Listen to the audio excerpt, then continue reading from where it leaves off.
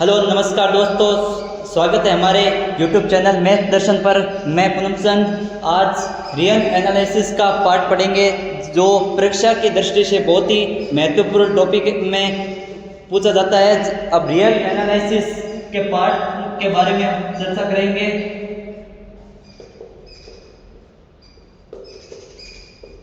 हिंदी में इसे कहते हैं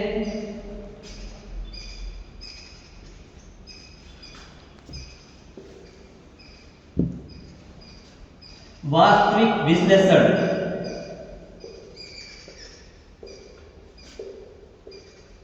अब रियल एनालिसिस के इसमें अलग अलग पोर्शन होते हैं, जिसमें हम इसमें पढ़ने वाले हैं केवल मैट्रिक्स स्पेस के बारे में।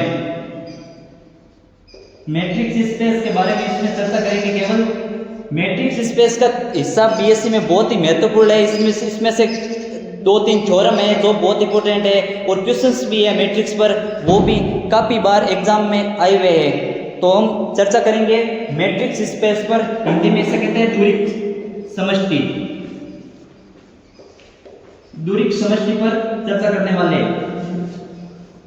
अब द्विरीय समष्टि जानेंगे हम। द्विरीय समष्टि क्या होती है, रियल एनालिसिस का पार्ट है ये द्विरीय समष्टि, इसके बारे में हम चर्चा करने वाले हैं। तो देखते हैं हम द्विरीय समष्टि क्या है।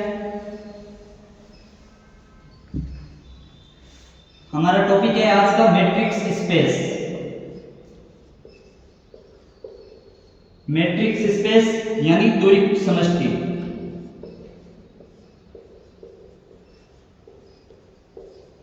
सबसे पहले नाम आता है, वैसे हम जब ये लीनियर अलजेब्रा में पढ़ते हैं मैट्रिक्स को, वहां पर इसका नाम, वैसे हिंदी में यह नाम होता है अवयव, लेकिन जब इसकी बात आती है रियल एनालिसिस में तब इसको दूरी कहा जाता है। दूरी समष्टि, स्पेस समष्टि।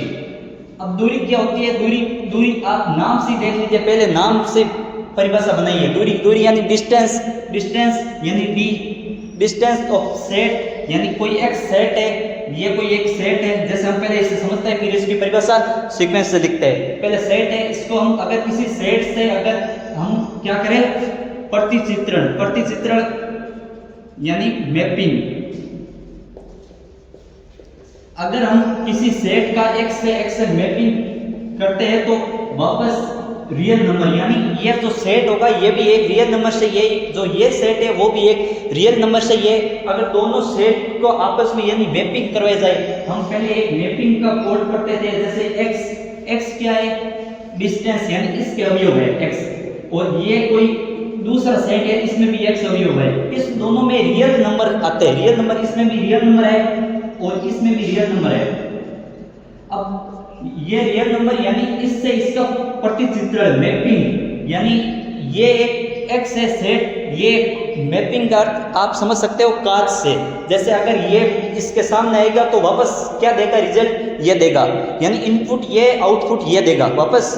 तो मैपिंग हम पढ़ते हैं एक्स से एक्स में मैपिंग हो रही है आर, यानी ये दोनों सेट कहाँ से आएंगे, रियल नंबर से सेट है।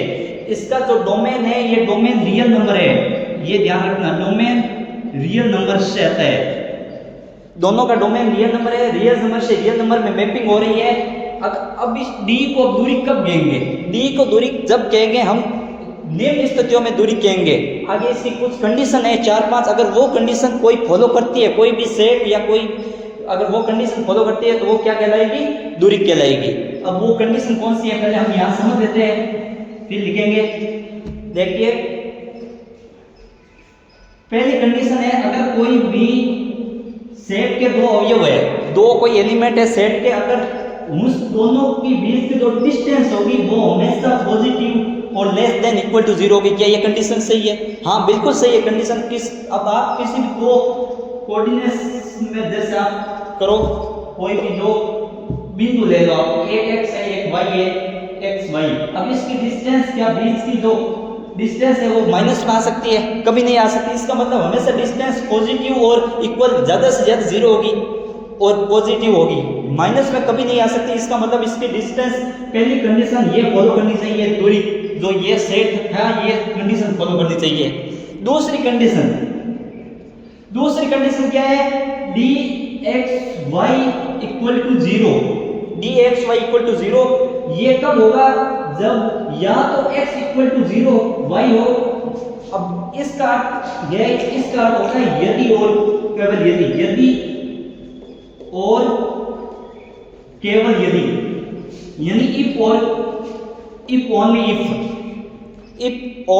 इफ, यानी ये कंडीशन कब होगी, ये dxy 0 कब होगा, जब x इक्वल टू y होगा। अब आप भी सोचो, दो बिंदुओं के बीच की डिस्टेंस 0 है, इसका मतलब इसकी ये बिंदु x है, ये अगला बिंदु कहां पर होगा, अगला बिंदु भी इसी पर होगा, यहीं पर y होगा, तभी इसकी दोनों की डिस्टेंस 0 होगी। तो दोनों के बीच की डिस्टेंस 0, इसका मतलब x इक्वल टू y है।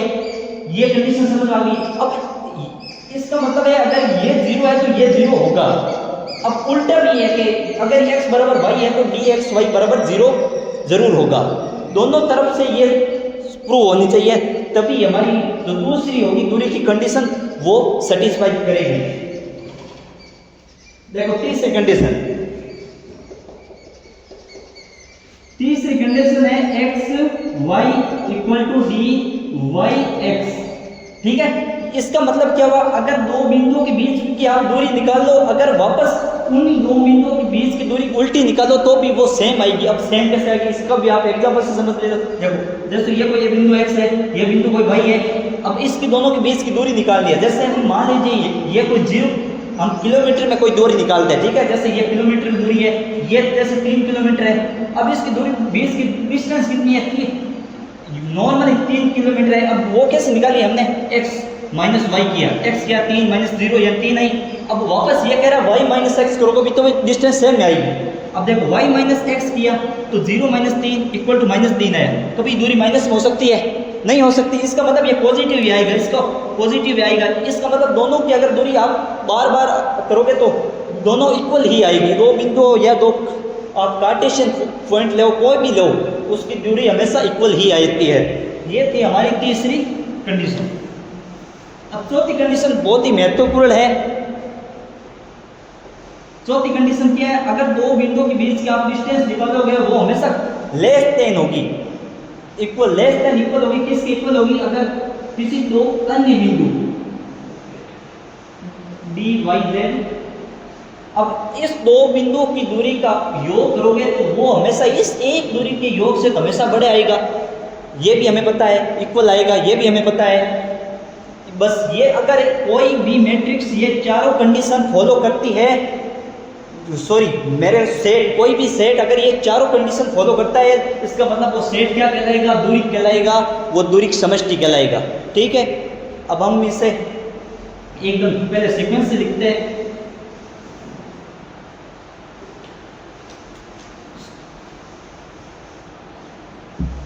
तो दोस्तों आज हमने दूरी की समष्टि के बारे में जाना है। दूरी की समष्टि क्या होती है, उसकी परिभाषा क्या है, हम इसका इंपोर्टेंस क्या है, इसके आगे थ्योरम होंगे वो किस प्रकार होंगे। तो हम जैसे मेरी अगली क्लास आएगी तो आप जानोगे दूरी की समष्टि के टाइप्स के बारे में, उसके कुछ थ्योरम है, उसके इंपोर्टेंट क्वेश्चंस है जो काफ़ी बार एग्जाम पूछे जाते हैं। तो मिलते हैं हम अगली क्लास में, तब तक के लिए धन्यवाद।